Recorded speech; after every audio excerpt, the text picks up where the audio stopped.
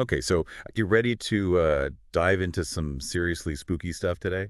Always up for a good scare, especially when it's rooted in, actual folklore. Yeah, exactly. And today we're going deep on the legend of the Hugging Molly, using this book, Surviving the Embrace, the ultimate guide to encounters with the Hugging Molly. Okay, yeah, I've heard of this one. It's supposed to be like pretty intense. Oh, it is. It goes beyond just telling scary stories. It actually tries to explain her origins, her motivations, and even offer survival strategies. Survival strategies. Wow, that's taking it to a whole other level. Right. So let's start with the basics. Who is this Hugging Molly? What makes her stand out in the crowded world of, creepy folklore? Well, the book describes her as this incredibly unsettling presence. Like, even before you see her, you just feel this bone chilling coldness wash over you. Okay, so it's like a sixth sense thing. You just kind of know something's off. Exactly. And then there's the hug itself. It's not just a physical embrace, it's described as this emotionally draining experience. Emotionally draining. Survivors talk about feeling completely depleted afterward, like all their energy has been sucked out of them. Wow, that's way more intense than your average ghost story. Yeah. That's like something out of a horror movie. Yeah, and the book goes even deeper. It explores the psychological impact of these encounters. Like, imagine experiencing something so bizarre, so unsettling that it makes you question your own sanity. Yeah, that would mess with you big time. Absolutely. People who've had encounters with Huggy Molly report experiencing anxiety, paranoia, even post traumatic stress. That makes sense. It's not just a spooky story, it's a real psychological event. Yeah. So, okay, survival strategies. I got to ask, how do you even prepare for something like that? Well, the book stresses the importance of being hyper aware of your surroundings, like developing almost a sixth sense for when she might be near. So, like being extra observant. More than that, it's about tuning into subtle environmental cues, like sudden temperature drops and a natural stillness in the air, the feeling of being watched even when you're alone. Okay, so like your spidey senses are tingling. Exactly.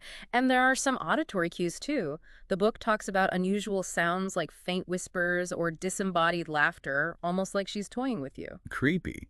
But what about when you can't avoid her? What do you do then? That's where the mental and physical preparation comes in. The book recommends grounding techniques like deep breathing exercises and visualization to help you stay calm in the moment. Okay, that makes sense. Yeah. But wouldn't you just be freaking out?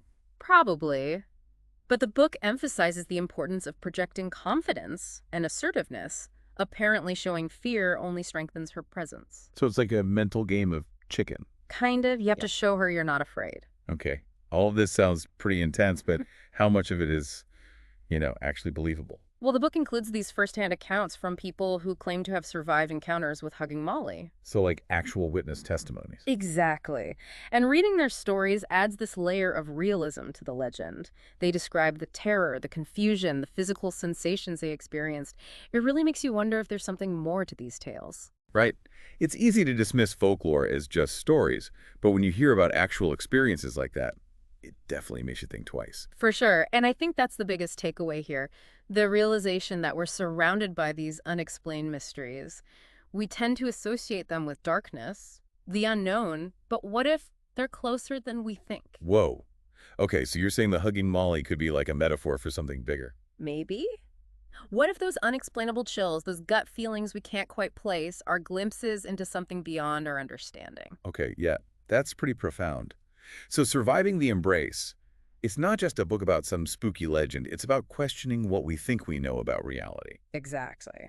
And even if you don't believe in the supernatural, it makes you think about the power of fear, the way our minds can play tricks on us. Right. It's a good reminder that the world is a lot stranger and more mysterious than we sometimes give it credit for. Totally. And hey, maybe knowing a little bit about Hugging Molly will help us navigate those mysteries a bit better. Well, if you're fascinated by folklore, the psychology of fear, or just enjoy a good spine-tingling read, I definitely recommend checking out Surviving the Embrace. It's available wherever you get your books. And who knows, it might just prepare you for whatever or whoever is waiting out there. Right. Just maybe don't go hugging any strangers in the dark. Good advice. Yeah.